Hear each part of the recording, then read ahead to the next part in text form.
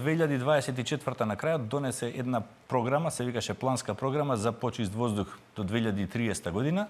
во која се предвидени мерки и акции кои што владата ќе ги поддржува, но се базираат на работата на локалната самоуправа. Локалната самоуправа сепак е таа која што треба да направи акциски план за квалитет на воздухот во своето подрачје, да ги издефинира мерките и потоа да побара помош или од владините институции или од меѓународни финансиски текови за да ги имплементира мерките. Така што програмата за почист воздух на градот Скопје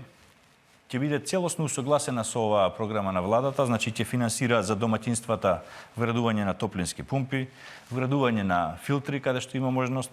ќе поддржи строгата контрола на индустријските инсталации во делот на нивните емисии.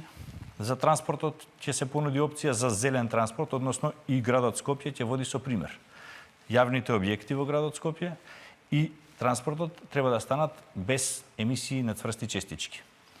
Понатаму ќе се воведе строга контрола на градилиштата, затоа што се утврди дека и тие се едни од поголемите загадувачи или не постапуваат по европски норми кога ги оградуваат градилиштата, прашината секој ден се реемитува и ќе се воведе цврста контрола на палењето на стрништа, ѓубришта кои што досега беа оставени така на стихино палење, што би рекол јас, или на стихина негрижа за тој простор.